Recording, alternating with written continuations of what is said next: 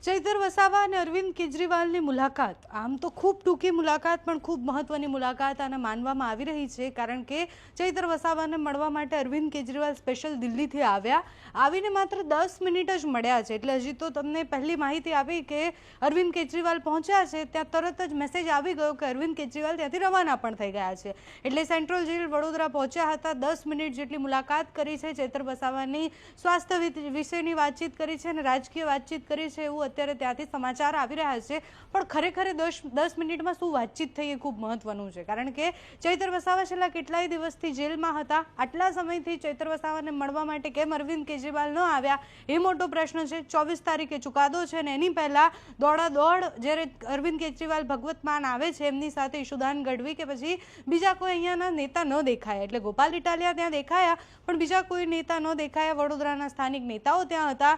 Chaitar વસાવાનો plan શું છે હવે એના ઉપર બધાની નજર છે, કારણ કે જ્યારે કોઈ મોટા નેતા જેલમાં જતા હોય એના પછી એ ભારતીય જનતા પાર્ટીમાં જોડાતા હોય એવો ઇતિહાસ ઘણો છે ને આમ આદમી પાર્ટીના નેતાઓ જેવા છે. એટલે રાજુ કરપડાનું ઉદાહરણ લઈ લઈએ તો એ જેલ મુક્ત થયા અને તરત ભારતીય જનતા પાર્ટીમાં જોડાયા. આ વખતે જ્યારે ચૈતર વસાવા ગયા જેલમાં ત્યારે બધા એવું કહેતા હતા કે હવે આ સુરંગ સીધી ભારતીય જનતા પાર્ટીમાં નીકળશે અને જલ્દી જ ભારતીય જનતા પાર્ટીમાં જોડાશે.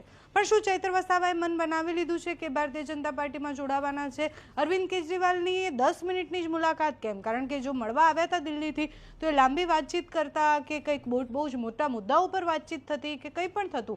પણ અત્યારે ચૈતર વસાવા સાથે એમની શું વાતચીત થઈ છે એની કોઈ સ્પષ્ટીકરણ નથી, કારણ કે અરવિંદ કેજરીવાલે ના કોઈ પ્રતિક્રિયા આપી છે ના કોઈ પ્રેસ કોન્ફરન્સ કરી છે. આમ આદમી પાર્ટી માટે એવું કહેવાય કે આમ આદમી પાર્ટીના કોઈ પણ નેતાને કશું પણ થાય તો એ પ્રેસ કોન્ફરન્સ કરી અને જાણકારી આપે. આટલા મોટા નેતા જ્યારે ગુજરાત આવે છે, ચૈતર વસાવાને મળે છે, કોઈ જ પ્રેસ કોન્ફરન્સ નહીં, કોઈ જ વાત નહીં. એમના અડધેથી વધારે નેતાઓને ખબર પણ ન હતી કે અરવિંદ કેજરીવાલ આજે આવવાના છે. એટલે આ ખીચડી પકી શું રહી છે કોઈને ખબર નથી પડતી કે આ ખીચડી શું બની રહી છે, કારણ કે અરવિંદ કેજરીવાલનું અહીંયા આવવું, ચૈતર વસાવાને મળવું, ચૈતર વસાવા શું બીજો પક્ષ બનાવે છે કે પછી ભારતીય જનતા પાર્ટીમાં જાય છે, ભિલિસ્તાનનો મુદ્દો, આ બધા જ મુદ્દાઓ અત્યારે સંકળાયેલા છે. બધા જ લોકો રાહ જોઈ રહ્યા છે કે 24 તારીખે ચૈતર વસાવાની સુનાવણીમાં શું થાય છે. એ ચુકાદામાં જે આવશે એના પછી ચૈતર વસાવાનું ભવિષ્ય નક્કી થશે. અત્યારે તો અરવિંદ કેજરીવાલ આવ્યા અને આવીને તરત જ રવાના પણ થઈ ગયા છે. 10 મિનિટની એ મુલાકાત, ચૈતર વસાવાનું ભવિષ્ય હવે આગળ શું હશે એના ઉપર બધાની નજર છે.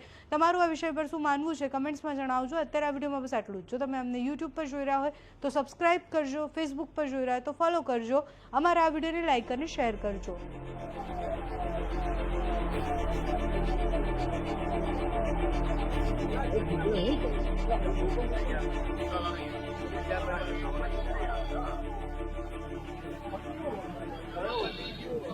Okay.